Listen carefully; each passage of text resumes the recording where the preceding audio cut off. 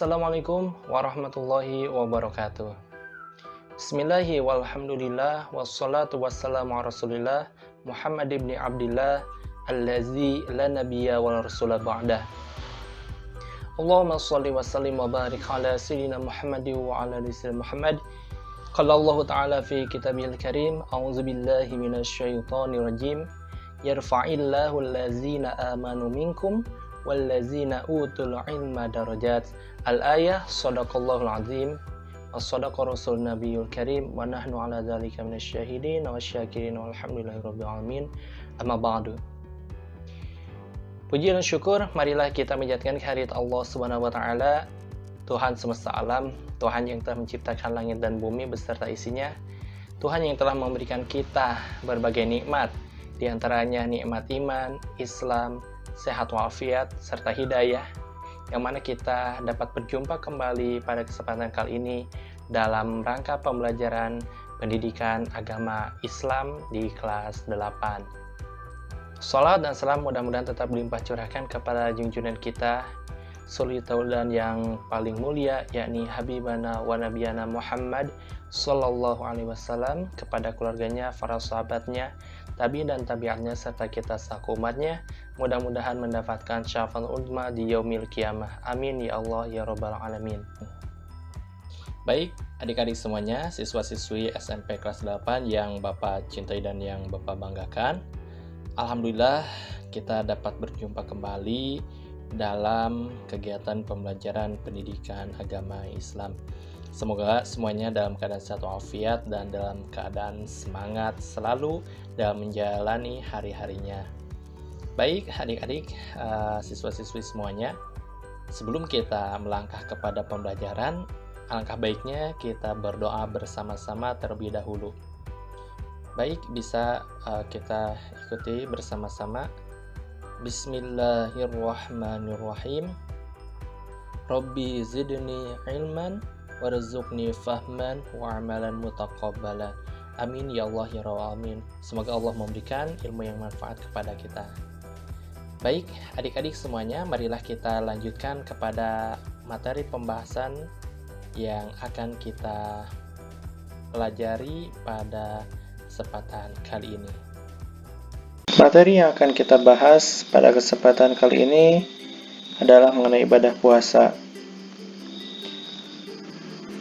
Kata ibadah puasa mungkin sudah tidak asing lagi di telinga kalian, karena pada dasarnya mungkin kalian sudah melaksanakan apa yang namanya ibadah puasa. Namun tidak ada salahnya kita belajar kembali mengenai ibadah puasa tersebut. Pembahasan yang akan kita bahas pada kesempatan kali ini yakni mengenai pengertian puasa, dalil puasa, macam-macam puasa, syarat wajib, syarat sah, dan rukun puasa, hal-hal yang membatalkan puasa, waktu-waktu yang diharamkan berpuasa, hikmah puasa. Nah, langsung saja kita kepada pembahasan yang pertama, yakni mengenai pengertian puasa. Puasa merupakan rukun Islam yang keempat. Puasa berasal dari kata shaumu, yang artinya menahan diri dari segala sesuatu seperti menahan makan, minum, hawa nafsu, dan menahan dari bicara yang tidak bermanfaat. Sedangkan arti puasa menurut istilah adalah menahan diri dari segala sesuatu yang membatalkannya, mulai dari terbit fajar sampai terbenamnya matahari dengan niat dan beberapa syarat tertentu. Nah, itu adik-adik, teman-teman, siswa-siswi semuanya mengenai pengertian puasa. Nah, selanjutnya mengenai dalil puasa. Terdapat dalam surah Al-Baqarah ayat 183 yang berbunyi, A'udzubillahi minasyaitonirrajim. Bismillahirrahmanirrahim. Ya ayyuhallazina amanu kutiba alaikumus siyamu kama kutiba alal ladzina min qablikum la'allakum tattaqun. Shadaqallahul azim. Yang mana artinya, Wahai orang-orang yang beriman, diwajibkan atas kamu berpuasa sebagaimana diwajibkan atas orang sebelum kamu agar kamu bertakwa. Nah, itu dalil mengenai perintah kita berpuasa. Oke, selanjutnya kita akan membahas mengenai macam-macam puasa.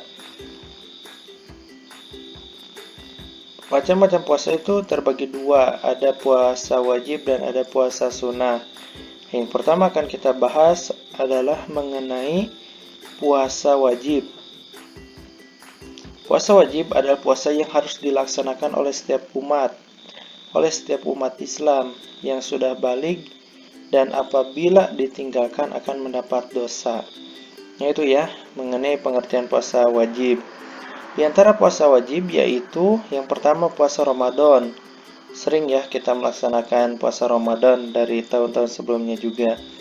Puasa Ramadan adalah puasa yang dilaksanakan pada bulan Ramadan yang merupakan rukun Islam yang keempat.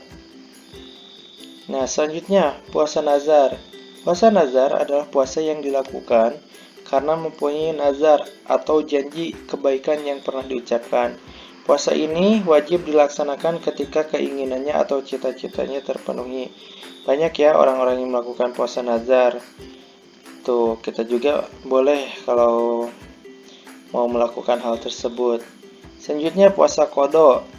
Puasa qadha adalah puasa yang kita niatkan untuk mengganti kewajiban sesudah lewat waktunya.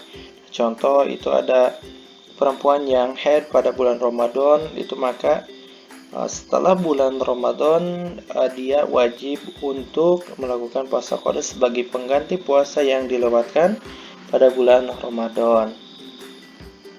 Selanjutnya puasa kifarat. Puasa kifarat adalah puasa yang wajib dikerjakan karena melanggar suatu aturan yang telah ditentukan. Banyak ya contoh-contoh puasa kifarat. Selanjutnya kita akan membahas mengenai puasa sunnah. Cara mengerjakannya sama seperti puasa Ramadan, yaitu dimulai dari terbitnya matahari sampai terbenamnya matahari. Dan pelaksanaannya, puasa sunnah ini dikaitkan dengan bulan, hari, dan tanggal. Puasa sunnah ini apabila dikerjakan mendapat pahala, namun apabila tidak dikerjakan tidak mendapat dosa. Beda halnya seperti yang tadi puasa wajib. Di antara puasa sunnah yaitu yang pertama puasa Syawal. Puasa ini dilaksanakan sudah tanggal 2 Syawal. Jumlahnya 6 hari, boleh berturut-turut ataupun tidak. Nah, jadi kan pada tanggal 1 Syawalnya itu kan Idul Fitri. Nah, untuk puasa bulan Syawal ini bisa dilaksanakan dimulai dari tanggal 2 Syawalnya selama 6 hari berturut-turut boleh, ataupun berselang juga boleh itu. Asalkan 6 hari pada bulan Syawal. Nah, selanjutnya puasa Arafah tanggal 9 Zulhijjah. Puasa ini dilaksanakan ketika orang yang melaksanakan ibadah haji sedang wukuf di padang Arafah. Nah, sedang orang yang berhajinya tidak disunahkan. Nah, bagi kita yang tidak melaksanakan ibadah haji yang berada di luar ibadah haji, maka di saat orang lain sedang melaksanakan wukuf, kita di sini melakukan puasa. Itu. Selanjutnya puasa Senin Kamis. Puasa ini dilaksanakan pada hari Senin dan Kamis. Ini sunnah dari Rasul ya. Banyak juga ini orang-orang yang melaksanakan puasa sunnah Senin Kamis. Itu banyak sekali manfaatnya dan banyak sekali faedahnya. Bisa kalian cari dari sumber-sumber yang lainnya. Oke, selanjutnya syarat wajib sah dan rukun puasa.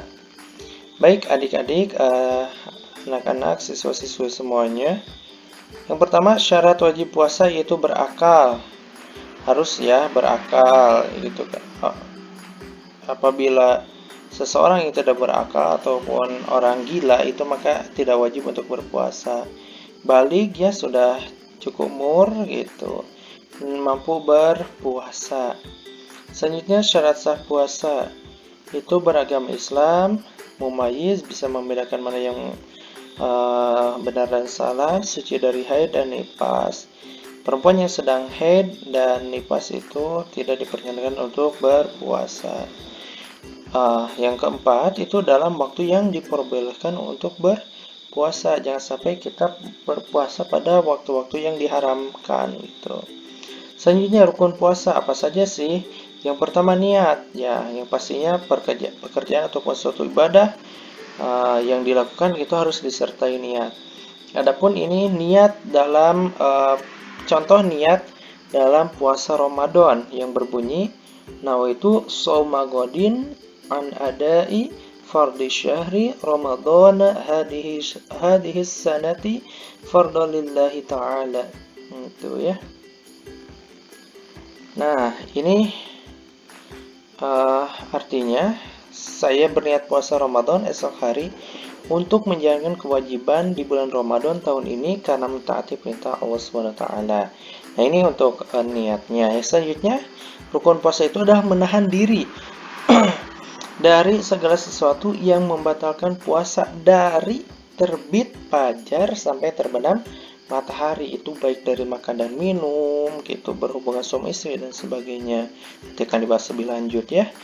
Oke, selanjutnya mengenai hal-hal yang membatalkan puasa. Nah, ini kaitannya dengan yang sebelumnya tadi. Hal yang membatalkan puasa, siswa-siswi semuanya, yaitu yang pertama, makan dan minum disengaja. Adapun apabila makan dan minum tidak disengaja, seperti kita misalkan sedang tidur nih, kita berjalan, bangun dari kasur, terus makan habis 2 piring, 3 piring, dan minum habis 3 gelas misalkan. Apabila itu dilakukan dalam keadaan tidak sadar atau tidak disengaja, maka itu tidak apa-apa.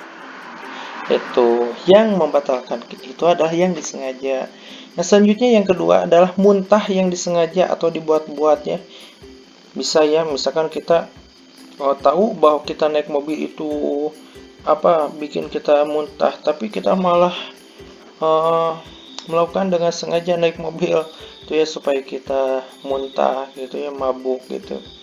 Nah, selanjutnya berhubungan suami istri. Nah, ini bagi yang sudah menikah, berhubungan suami istri itu dapat membatalkan puasa apabila dilakukan pada siang hari. Yang selanjutnya keluarga darah haid atau nifas bagi perempuan. Selanjutnya apabila ada orang yang pada siang hari ketika berpuasa tiba-tiba gila atau memiliki penyakit jiwa, nah itu maka puasanya jadi batal gitu ya, dan tidak boleh berpuasa. Selanjutnya keluar cairan mani dengan disengaja. Nah, ini apabila dilakukan pada siang hari mengeluarkan cairan mani dengan sengaja itu dapat membatalkan puasa. Adapun apabila kita keluar cairan maninya dalam keadaan tidur ataupun ketika mimpi basah, maka itu tidak apa-apa. Oke, selanjutnya waktu-waktu yang diharamkan puasa. Yang pertama itu hari raya Idul Fitri dan Idul Adha ya. Jangan mentang-mentang kita soleh ataupun soleh banget, kita pas Idul Fitri kita malah puasa lagi gitu. Orang lain makan-makan, orang lain silaturahmi, saling mencicipi makanan, kita malah puasa. Nah, itu diharamkan. Dan Idul Adha juga itu diharamkan gitu ya. Haram gitu. Selanjutnya hari tasyrik, yaitu tanggal 11, 12, dan 13 Dzulhijjah. Yang selanjutnya hari yang diragukan apakah sudah tanggal 1 atau 1 Ramadan atau belum. Nah, itu diharamkan untuk berpuasa. Jadi kita sebagai masyarakat Indonesia biasanya selalu menunggu sidang isbat itu di MUI untuk menentukan apakah 1 Ramadannya itu kapan, apakah kita puasa itu esok atau bukan. Nah, itu biasanya ditentukan pada sidang isbat di MUI. Nah, jadi jangan sampai kita berpuasa dalam hari yang diragukan, belum ada keputusan yang tepat itu. Nah, selanjutnya adik-adik semuanya, hikmah berpuasa. Orang muslim yang senantiasa melaksanakan puasa akan mendapatkan banyak manfaat. Antara lain, 1. Meningkatkan iman dan takwa serta mendorong seseorang untuk rajin bersyukur kepada Allah SWT. menumbuhkan rasa solidaritas terhadap sesama, terutama kasih sayang terhadap fakir miskin. Nah, selanjutnya, melatih dan mendidik kesabaran. Oh, pasti ya kita belajar bersabar dalam kehidupan sehari-hari karena orang yang berpuasa terdidik menahan lapar, kehausan, dan keinginan. Tentulah sabar ia dapat menahan segala kesulitan tersebut. Yang selanjutnya dapat mengendalikan hawa nafsunya dari makan dan minum dan segala yang membatalkan puasa dari terbit fajar sampai terbenamnya matahari. Mendidik diri sendiri untuk bersifat syidik karena dengan berpuasa dapat menjaga diri dari sifat pendusta. Jadi dengan puasa itu kita bukan hanya menahan diri dari makan dan minum, tapi kita menahan diri dari melakukan perbuatan-perbuatan maksiat atau perbuatan-perbuatan jahat lainnya. Nah, yang selanjutnya, yang terakhir, hikmah berpuasa yaitu dengan berpuasa kita juga memberikan waktu istirahat bagi organ-organ yang ada di tubuh kita, sehingga tidak mengherankan bahwa orang yang berpuasa akan menjadi lebih sehat. Nah, itu mengenai materi tentang ibadah puasa. Oke, semoga bermanfaat.